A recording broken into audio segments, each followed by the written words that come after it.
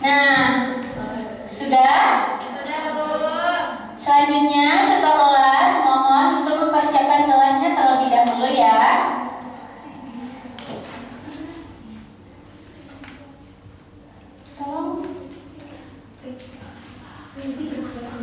Sebelum memulai pembelajaran, sebaiknya kita melakukan doa. Berdoa dimulai. Berdoa selesai. Amin. Oke, apakah ada yang tidak hadir hari ini? Hadir semua, Bu. Alhamdulillah. Nah, baik. Materi kita hari ini adalah Pencemaran lingkungan. sebelum kita masuk ke materi yang lebih dalam, mari kita terlebih dahulu membaca-baca pembelajaran serta tujuan pembelajaran kita pada materi pencemaran lingkungan ini. Yang pertama, capaian pembelajaran. Peserta didik diharapkan mampu memahami konsep pencemaran lingkungan, menjelaskan macam-macam pencemaran, kemudian penyebabnya serta dampak yang ditimbulkan bagi kehidupan. Nah, selain itu, peserta didik juga mampu mengenali berbagai cara untuk mengurangi dan mencegah pencemaran lingkungan di kehidupan sehari-hari. Selanjutnya ada tujuan pembelajaran. Nah, di sini kalian diharapkan mampu memahami konsep dasar pencemaran lingkungan, kemudian mengetahui jenis-jenisnya serta menjelaskan dampak dan cara penanggulangannya. Nah, di sini dari penilaian yang ibu gunakan adalah kreativitas kalian, kemudian pemahaman materi, catatan di buku, serta latihan atau tugas mandiri. Oke, kita masuk ke materi. Ada yang tahu apa itu pencemaran lingkungan? Coba angkat tangan.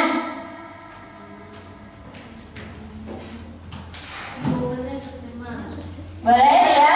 Tercemarnya lingkungan, Bu. Kayak adanya sampah di sungai atau di sekitar kita gitu, Bu. Oke, berikan dulu tepuk tangan untuk dia. Nih, kita baca sama-sama. Apa itu pencemaran lingkungan? Ayo. Maksudnya atau dimasukkannya zat energi atau komponen lain ke dalam lingkungan hidup oleh kegiatan manusia sehingga kualitasnya turun sampai ke tingkat tertentu yang menyebabkan lingkungan tidak dapat berfungsi sesuai dengan peruntuknya. Nah, selanjutnya jenis-jenis pencemaran lingkungan apa aja? Ayo.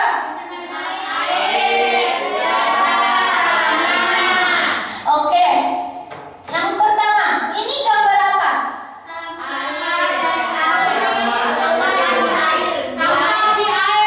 Sampah di air, termasuk ke dalam pencemaran air. Nah, pencemaran air ini adalah suatu perubahan keadaan di suatu tempat penampungan air seperti danau, sungai, dan lautan serta air tanah akibat aktivitas manusia. Nah, ada beberapa penyebab pencemaran air, diantaranya yang pertama apa? Nah, limbah rumah tangga kayak air cucian, deterjen, dan kotoran. Nah, kita kalau menyuci biasanya busanya harus banyak kan? Kalau nggak banyak itu ngerasa kotor, masih kotor gitu, masih kurang. Sebenarnya itu dapat merusak atau mencemarkan air. Kemudian yang kedua ada sampah yang dibuang ke sungai atau perairan. Anak-anak di sini apakah pernah membuang sampah ke sungai? Tapi pernah melihat orang membuang sampah ke sungai kan? Itu juga menjadi penyebab pencemaran air. Kemudian ada limbah industri yang mengandung bahan kimia.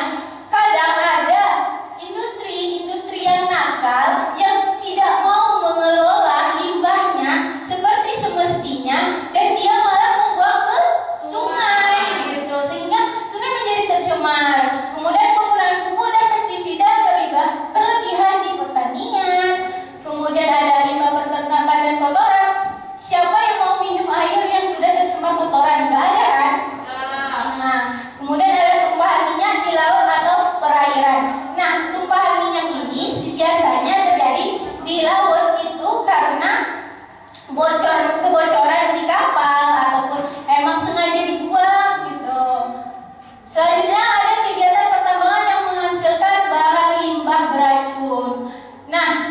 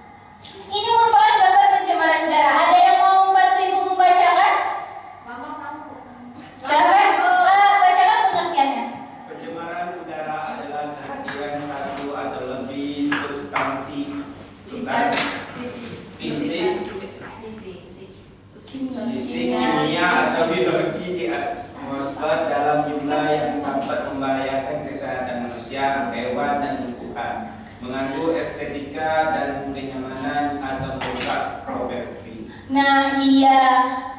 Anak-anak ibu pernah mendengar kalau di Riau itu pernah terjadi kabut asap? Pernah kan? 2019 dan yang paling parah di 2015. Itu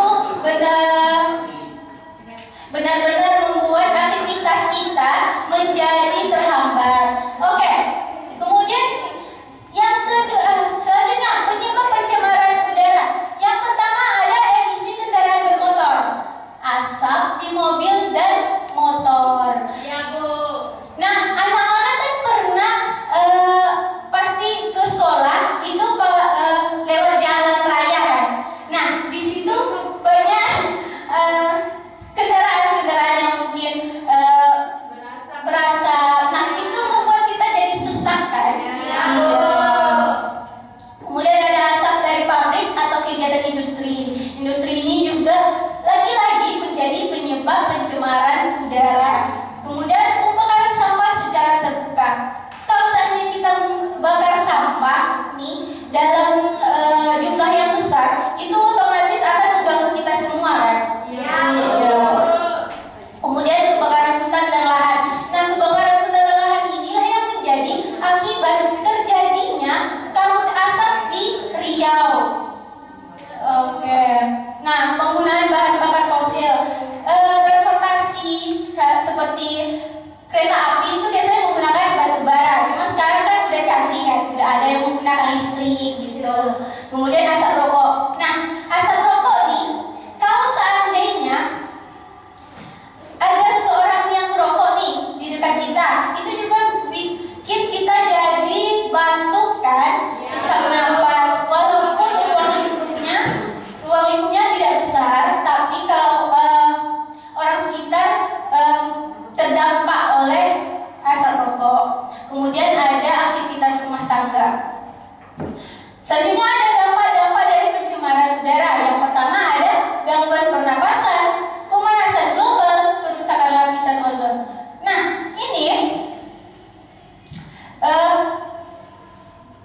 ini juga mengakibatkan kita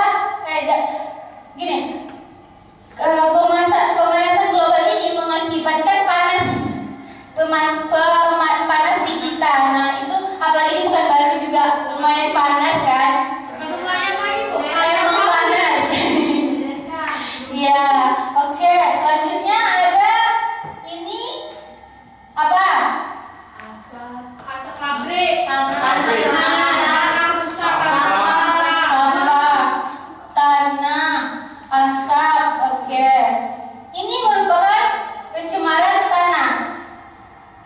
Nah, pencemaran tanah ini adalah keadaan di mana bahan kimia buatan manusia masuk dan merubah lingkungan tanah alami. Ini penyebabnya pembuangan sampah sembarangan, terutama sampah plastik dan anorganik. Lagi-lagi, anak-anak, sampah menjadi penyebab pencemaran lingkungan. Kemudian ada limbah industri yang mengandung bahan kimia. Lagi, ini limbah industri.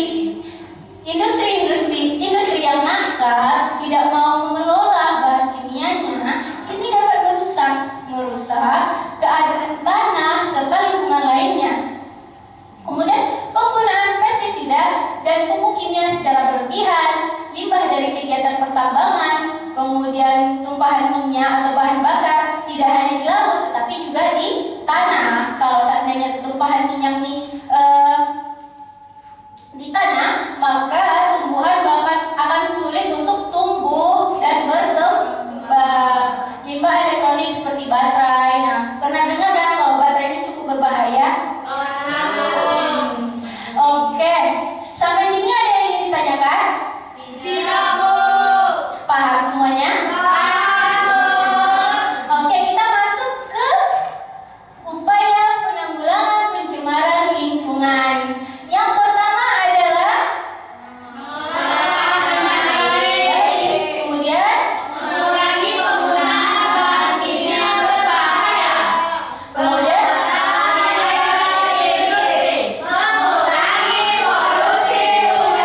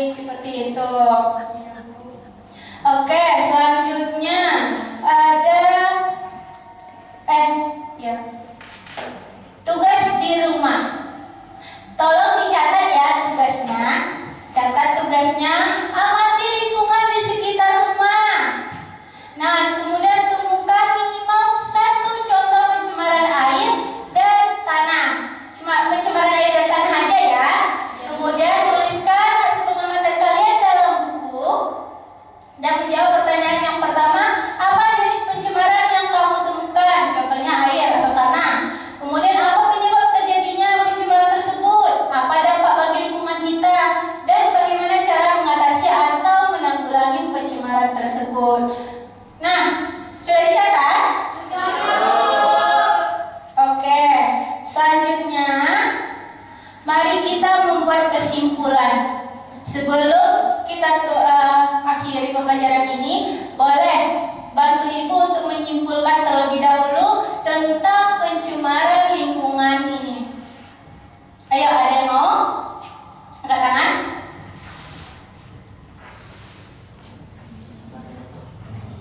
Oke, ayo kita baca sama-sama kesimpulannya. Ayo kita baca.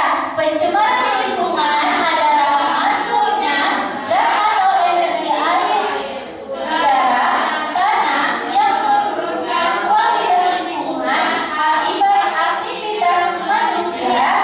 Jenisnya meliputi pencemaran air, udara, dan tanah dengan penyebab utama seperti limbah, polusi kendaraan, dan bahan kimia. Dampaknya meliputi gangguan kesehatan, kerusakan ekosistem, dan penurunan kualitas sumber daya alam. Oleh karena itu diperlukan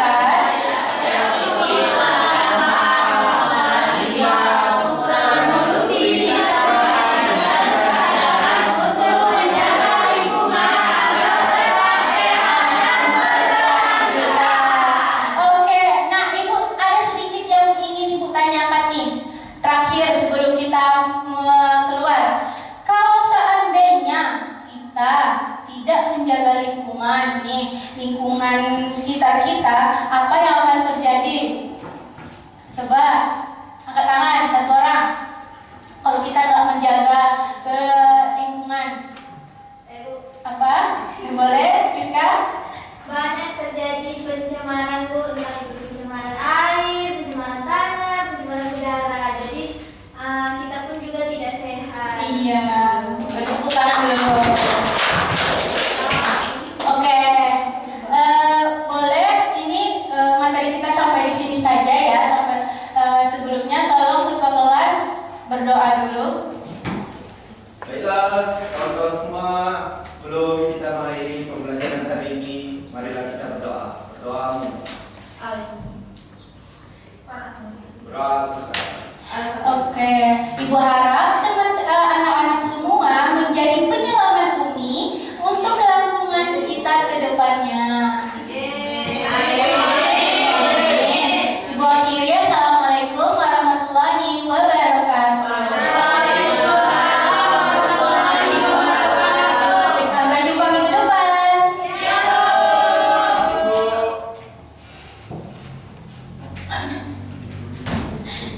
Baik, sebelumnya saya Zahira Nur Ashifa sebagai observer 1 pada yang pertama pada keterampilan membuka pelajaran, melakukan orientasi sudah, melakukan apresiasi sudah, memberi motivasi sudah, menyampaikan tujuan pembelajaran sudah, menyampaikan kompetensi dasar atau indikator pembelajaran yang akan dicapai sudah, membuat kaitan nih kira nggak terlalu kedengeran atau nggak menyimak ya. Terus kemudian yang ketujuh menyampaikan lingkup dan teknik penilaian yang akan digunakan sudah, memberi acuan sudah. Kemudian pada keterampilan menjelaskan, yang pertama gerakan dan gaya mengajar yang bervariasi sudah, intonasi suara guru yang bervariasi sudah, mengadakan perubahan isyarat mimik sudah, melayangkan pandangan kepada seluruh peserta didik atau pandangan mata ditunjukkan pada peserta didik sudah, pemenggalan frasa tepat sehingga mendukung makna sudah, memberi waktu sejenak dalam berbicara sudah, memberikan penekanan butir-butir penting pengajaran sudah. Mungkin kekurangannya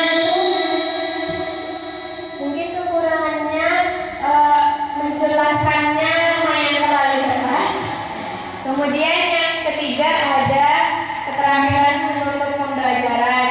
Yang pertama, bersama peserta didik membuat resume sudah, menarik manfaat belajar dalam kehidupan sehari-hari sudah, memberi penekanan sudah, melakukan refleksi sudah, melakukan umpan balik atau penilaian sudah, memberi apresiasi terhadap pembelajaran sudah, memberi tugas secara proporsional dan menantang berpikir peserta didik sudah, menutup pembelajaran dengan doa sudah.